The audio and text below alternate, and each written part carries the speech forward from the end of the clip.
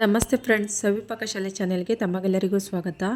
ನಾನಿವತ್ತು Christmas special plum cake ರೆಸಿಪಿನ ಮಾಡಿ ತೋರಿಸ್ತಾ ಇದ್ದೀನಿ. ಪ್ಲಮ್ ಕೇಕ್ನ ಯಾವ ರೀತಿ ಮಾಡೋದು ಅಂತ ನೋಡ್ಕೊಂಬರೋಣ ಬನ್ನಿ. ಫಸ್ಟಿಗೆ ಒಂದು ಮಿಕ್ಸಿಂಗ್ ಬೌಲ್ನ ತೊಗೊಂಡಿದ್ದೀನಿ. ಇವಾಗ ಎಲ್ಲ ಡ್ರೈ ಫ್ರೂಟ್ಸ್ಗಳನ್ನೆಲ್ಲ ಹಾಕ್ಕೊಂಡು ಮಿಕ್ಸ್ ಮಾಡಿ ಕಲಸಿಟ್ಕೊಳ್ಬೇಕು. ಮೊದಲಿಗೆ 1 ಕಪ್ ಆಗುವಷ್ಟು ಬಾದಾಮಿನ ಹಾಕ್ಕೊಂಡಿದ್ದೀನಿ. ಈಗ ಬಾದಾಮಿನ ಕಟ್ ಮಾಡಿ ಇಟ್ಕೊಂಡಿದ್ದೀನಿ, ಅದನ್ನು 1 ಕಪ್ ಆಗುವಷ್ಟು ಹಾಕ್ಕೊಂಡಿದ್ದೀನಿ. ಪಿಸ್ತಾ 1 ಕಪ್ ಆಗುವಷ್ಟು ಕುಟ್ಟಿಟ್ಕೊಂಡಿದ್ದೀನಿ, ಅದನ್ನು ಹಾಕ್ಕೊಳ್ತಾ ಇದ್ದೀನಿ. 1 ಕಪ್ ಆಗುವಷ್ಟು ದ್ರಾಕ್ಷಿ ಹಾಕ್ಕೊಳ್ತಾ ಇದ್ದೀನಿ. 1 ಕಪ್ ಆಗುವಷ್ಟು ಟೂಟಿ ಫ್ರೂಟಿನ ಹಾಕ್ಕೊಳ್ತಾ ಇದ್ದೀನಿ. 1 ಕಪ್ ಆಗುವಷ್ಟು ಚೆರಿನ ಕಟ್ ಮಾಡ್ಕೊಂಡು ಇಟ್ಕೊಂಡಿದ್ದೀನಿ, ಅದನ್ನು ಹಾಕ್ಕೊಳ್ತಾ ಇದ್ದೀನಿ. 1 ಕಪ್ ಆಗುವಷ್ಟು ಬ್ಲ್ಯಾಕ್ ದ್ರಾಕ್ಷಿನ ಹಾಕ್ಕೊಳ್ತಾ ಇದ್ದೀನಿ. 1 ಕಪ್ ಆಗುವಷ್ಟು ಖರ್ಜೂರನ ಈ ರೀತಿಯಾಗಿ ಚಿಕ್ಕದಾಗಿ ಕಟ್ ಮಾಡಿ ಇಟ್ಕೊಂಡಿದ್ದೀನಿ, ಅದನ್ನು ಹಾಕ್ಕೊಳ್ತಾ ಇದ್ದೀನಿ. ಗ್ರೇಪ್ ಫ್ರೂಟ್ಸ್ ಎಲ್ಲ ನೆನೆಯೋದಕ್ಕೆ ಗ್ರೇಪ್ಸ್ ಜ್ಯೂಸ್ನ ಹಾಕ್ಕೊಳ್ತಾ ಇದ್ದೀನಿ, 1.5 ಕಪ್ ಆಗುವಷ್ಟು. ಇದಕ್ಕೆ ಆರೆಂಜ್ ಜ್ಯೂಸ್ ಆದರೂ ಹಾಕ್ಕೊಂಡು ಮಾಡ್ಕೊಬೋದು ನೀವು, ಗ್ರೇಪ್ಸ್ ಜ್ಯೂಸ್ ಹಾಕಲ್ಲ ಅಂತ ಹೇಳಿದರೆ. ಮತ್ತು ಇಲ್ಲ ಅಂತ ಹೇಳಿದರೆ ರಮ್ ಹಾಕ್ಕೊಂಡು ಮಾಡ್ಕೊತಾರೆ ಪ್ಲಮ್ ಕೇಕ್ನ. ಆರೆಂಜ್ ಜ್ಯೂಸ್ ಹಾಕಿ ಪ್ಲಮ್ ಕೇಕ್ ಮಾಡ್ತೀವಿ ಅಂತ ಹೇಳಿದರೆ ನನ್ನ ಹಳೆಯ ವಿಡಿಯೋದಲ್ಲಿ ಆರೆಂಜ್ ಜ್ಯೂಸ್ ಹಾಕಿ ನಾನು ಪ್ಲಮ್ ಕೇಕ್ನ ಮಾಡಿದ್ದೀನಿ.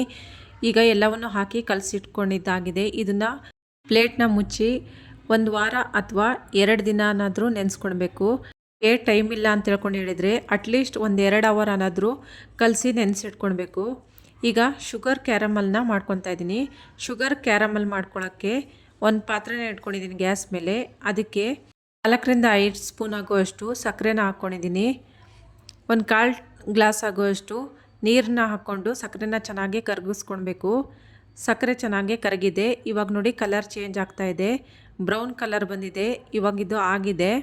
ಇದಕ್ಕಿವಾಗ ಒಂದು ಸ್ವಲ್ಪ ನೀರು ಹಾಕ್ಕೊಂಡು ಚೆನ್ನಾಗಿ ಕಲಿಸ್ಕೊತಾ ಇದ್ದೀನಿ. ನೀರು ಹಾಕಿಲ್ಲ ಅಂತ ಹೇಳಿದರೆ ಶುಗರ್ ಕ್ಯಾರಮಲ್ಲು ಗಟ್ಟಿಯಾಗಿ ಹೋಗುತ್ತೆ. ಹಾಗಾಗಿ ಒಂದು ಸ್ವಲ್ಪ ನೀರು ಹಾಕಿ ಕಲಿಸ್ಕೊಳ್ಬೇಕು. ನೋಡಿ ಇವಾಗ ಆಗಿದೆ, ಇದು ರೆಡಿಯಾಗಿದೆ. ಈಗ ಮಿಕ್ಸಿ ಜಾರಿಗೆ 1 ಇಂಚ್ ಆಗುವಷ್ಟು ಚಕ್ಕೆ ಹಾಕ್ಕೊಂಡಿದ್ದೀನಿ, 3 ಏಲಕ್ಕಿನ ಹಿಡೇದು ಹಾಕ್ಕೊಂಡಿದ್ದೀನಿ. 1 ಕಪ್ ಆಗುವಷ್ಟು ಮೆಜರ್ಮೆಂಟ್ ಕಪ್ಪಲ್ಲಿ ಸಕ್ಕರೆನ ಹಾಕ್ಕೊಂಡು ಪೌಡ್ರ್ ಮಾಡ್ಕೊಂಡಿದ್ದೀನಿ ನೋಡಿ. ಈಗ ನಾವು ಏನು 1 ವಾರ ತನಕನೂ ಈ ಡ್ರೈ ಫ್ರೂಟ್ಸ್ ಎಲ್ಲ ನೆನೆಸಿಟ್ಕೊಂಡಿದ್ದೀನಲ್ಲ ಅದನ್ನು ತೋರಿಸ್ತಾ ಇದ್ದೀನಿ ನೋಡಿ. ಚೆನ್ನಾಗಿ ಹೀರ್ಕೊಂಡಿದೆ, ದ್ರಾಕ್ಷಿ ಎಲ್ಲ ಚೆನ್ನಾಗಿ ಉಪ್ಕೊಂಡಿದೆ ನೋಡಿ, ಗ್ರೇಪ್ಸ್ ಜ್ಯೂಸ್ ಎಲ್ಲ ಹೀರ್ಕೊಂಡ್ಬಿಟ್ಟಿದೆ. ಈಗ ಒಂದು ಮಿಕ್ಸಿಂಗ್ ಬೌಲ್ನ ತೊಗೊಂಡಿದ್ದೀನಿ, ಅದಕ್ಕೆ 2 ಮೊಟ್ಟೆನ ಒಡೆದು ಹಾಕ್ಕೊಳ್ತಾ ಇದ್ದೀನಿ ನೋಡಿ. ಮೊಟ್ಟೆ ಬೇಡ ಅಂತ ಹೇಳಿದರೆ ಇದಕ್ಕೆ ಮೊಸರು ಅಥವಾ ಮಜ್ಜಿಗೆನಾದರೂ ಹಾಕ್ಕೊಂಡು ಮಾಡ್ಕೊಳ್ಬೋದು. ಇದಕ್ಕೆ ಇವಾಗ 1/4 ಕಪ್ ಆಗೋವಷ್ಟು ಬೆಣ್ಣೆನ ಕರಗಿಸಿಟ್ಕೊಂಡಿದ್ದೆ, ಅದನ್ನು ಹಾಕ್ಕೊಳ್ತಾ ಇದ್ದೀನಿ. ಎಣ್ಣೆ ಬೇಕಿದ್ರೂ ಹಾಕ್ಕೊಂಡು ಮಾಡ್ಕೊಳ್ಬೋದು ಇದಕ್ಕೆ, ಬೆಣ್ಣೆ ಇಲ್ಲ ಅಂತ ಹೇಳಿದರೆ. ಇದೆರಡನ್ನೂ ಇವಾಗ ಚೆನ್ನಾಗಿ ಕಲಿಸ್ಕೊಂಡು ಬೀಟ್ ಮಾಡ್ಕೊತಾ ಇದ್ದೀನಿ ನೋಡಿ. ಚೆನ್ನಾಗಿ ಈ ಥರ ಬೀಟ್ ಮಾಡ್ಕೊಳ್ಬೇಕು. ಇವಾಗ ಮೊಟ್ಟೆ ಮತ್ತು ಬೆಣ್ಣೆ ಎರಡೂ ಚೆನ್ನಾಗಿ ಕಲಿಸ್ಕೊಂಡಿದ್ದೆಲ್ಲ ಆಗಿದೆ. ಈಗ ಒಂದು ಸ್ಟ್ರೈನರ್ ತಗೊಂಡು ಡ್ರೈ ಇಂಗ್ರೀಡಿಯೆಂಟ್ಸ್ ಎಲ್ಲ ಜರಡಿ ಇಟ್ಕೊಳ್ಬೇಕು. ಇವಾಗ ಸಕ್ಕರೆನ ಪುಡಿ ಮಾಡಿ ಇಟ್ಕೊಂಡಿದ್ವಲ್ಲ ಅದನ್ನು ಹಾಕ್ಕೊಂಡು ಜರಡಿ ಇಟ್ಕೊಳ್ತಾ ಇದ್ದೀನಿ. ಅದಕ್ಕೆ ಒಣ ಶುಂಠಿ ಪುಡಿನ 1/4 ಟೀ ಸ್ಪೂನ್ ಆಗುವಷ್ಟು ಹಾಕ್ಕೊಂಡು ಚೆನ್ನಾಗಿ ಇದನ್ನು ಕಲಿಸ್ಕೊಳ್ಬೇಕು. ನೋಡಿ ಈ ರೀತಿಯಾಗಿ ಕಲಿಸ್ಕೊಂಡಿದ್ದೆಲ್ಲ ಆಗಿದೆ, ಚೆನ್ನಾಗಿ ಕಲಿಸ್ಕೊಂಡಿದ್ದೀನಿ ಇದನ್ನು. ಇವಾಗ ಇದಕ್ಕೆ 1 ಕಪ್ ಆಗುವಷ್ಟು ಮೈದಾ ಹಿಟ್ಟು ಹಾಕ್ಕೊಂಡು ಜರಡಿ ಹಿಡಿತಾ ಇದ್ದೀನಿ. ಇದಕ್ಕೆ ಅರ್ಧ ಟೀ ಸ್ಪೂನ್ ಆಗುವಷ್ಟು ಬೇಕಿಂಗ್ ಸೋಡಾನ ಹಾಕ್ಕೊಳ್ತಾ ಇದ್ದೀನಿ. 1 ಸ್ಪೂನ್ ಆಗುವಷ್ಟು ಬೇಕಿಂಗ್ ಪೌಡರ್ನ ಹಾಕ್ಕೊಳ್ತಾ ಇದ್ದೀನಿ. ಇದಿಷ್ಟನ್ನು ಜರಡಿ ಇಟ್ಕೊಂಡಿದ್ದೆಲ್ಲ ಆಗಿದೆ. ಇವಾಗ ಇದನ್ನೆಲ್ಲ ಇವಾಗ ಒಂದು ಸತಿ ಚೆನ್ನಾಗಿ ಕಲಿಸ್ಕೊಳ್ತಾ ಮಿಕ್ಸ್ ಮಾಡ್ಕೊಳ್ಬೇಕು.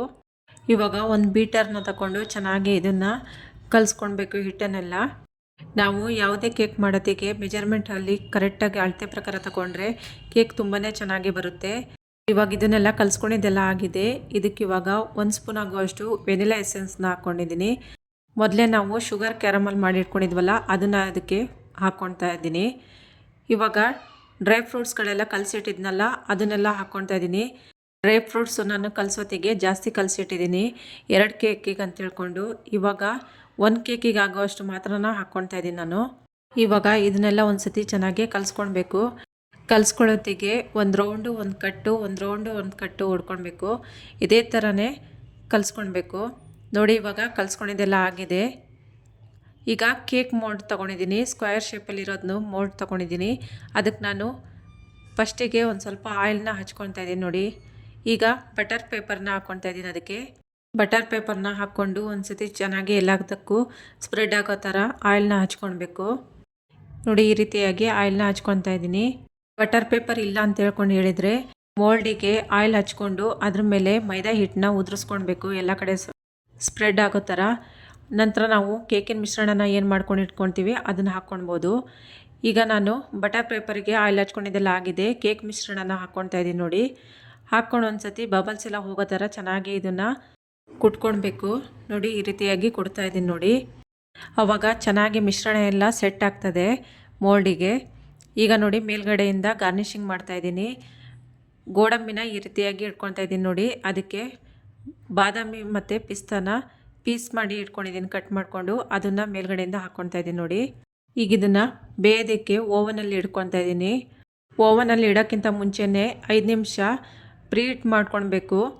ನಂತರ ಇದನ್ನು ಇಟ್ಕೊಳ್ಬೇಕು ನೋಡಿ. ಇವಾಗ ಇಟ್ಟಿದ್ದಾಗಿದೆ. 40ರಿಂದ 45 ನಿಮಿಷ ತನಕ ಕೇಕ್ ಚೆನ್ನಾಗಿ ಬೇಯಿಸ್ಕೊಳ್ಬೇಕು. ಒಂದು ವೇಳೆ ನೀವು ಗ್ಯಾಸ್ನಲ್ಲಿ ಪಾತ್ರೆಯಲ್ಲಿ ಇಟ್ಕೊಳ್ತೀವಿ ಅಂತ ಹೇಳ್ಕೊಂಡು ಹೇಳಿದರೆ, ಪಾತ್ರೆನಾದ್ರೂ ಅಷ್ಟೇ ಮೊದಲು ನೀವು ಒಂದು 5ರಿಂದ 10 ನಿಮಿಷ ತನಕ ಚೆನ್ನಾಗಿ ಅದನ್ನು ಬಿಸಿ ಮಾಡಿಕೊಂಡು ನಂತರ ನಾವು ಕೇಕ್ ಮಿಶ್ರಣನ ಇಟ್ಕೊಂಡು 40ರಿಂದ 45 ನಿಮಿಷ ತನಕ ಬೇಯಿಸ್ಕೊಳ್ಬೇಕು.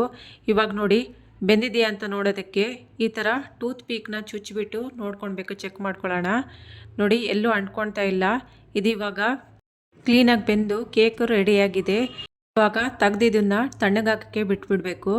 ಈಗ 15ರಿಂದ 20 ನಿಮಿಷ ಆಗಿದೆ, ತಣ್ಣಗಾಗಿದೆ ಇದು.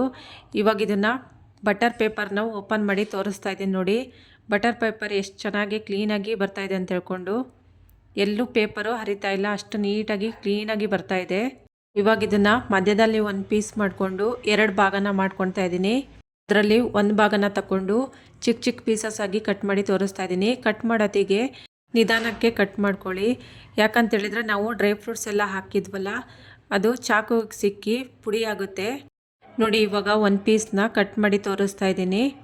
ಎಷ್ಟು ಸ್ಮೂತಾಗಿ ಸ್ಪಾಂಜಾಗಿ ಬಂದಿದೆ ಅಂತ ಹೇಳ್ಕೊಂಡು, ಸಾಫ್ಟಾಗಿ ಆಗಿದೆ. ಕ್ರಿಸ್ಮಸ್ ಹಬ್ಬ ಅಂತೇಳಿದರೆ ಎಲ್ಲರ ಮನೆಯಲ್ಲೂ ಕೇಕು ಇದ್ದೇ ಇರುತ್ತೆ. ಈ ಕ್ರಿಸ್ಮಸ್ ಹಬ್ಬಕ್ಕೆ ನಿಮ್ಮ ಮನೆಯಲ್ಲೇ ನಿಮ್ಮ ಕೈಯಾರನೇ ಪ್ಲಮ್ ಕೇಕ್ನ ಮಾಡಿ ನೋಡಿ ಫ್ರೆಂಡ್ಸ್. ನಾವೇ ಮನೆಯಲ್ಲಿ ಮಾಡಿರೋ ಖುಷಿನೂ ಇರುತ್ತೆ, ಮತ್ತು ಮಕ್ಕಳಿಂದ ದೊಡ್ಡವ್ರ ತನಕನೂ ಇಷ್ಟಪಟ್ಟು ತಿಂತಾರೆ. ಈ ಪ್ಲಮ್ ಕೇಕ್ ರೆಸಿಪಿ ಇಷ್ಟ ಆದರೆ ನೀವು ನಿಮ್ಮ ಮನೇಲಿ ಒಂದ್ಸತಿ ಟ್ರೈ ಮಾಡಿ ನೋಡಿ ಫ್ರೆಂಡ್ಸ್. ಇಷ್ಟ ಆದರೆ ಲೈಕ್ ಮಾಡಿ, ಶೇರ್ ಮಾಡಿ, ಸಬ್ಸ್ಕ್ರೈಬ್ ಮಾಡಿ friends. Thank you for watching.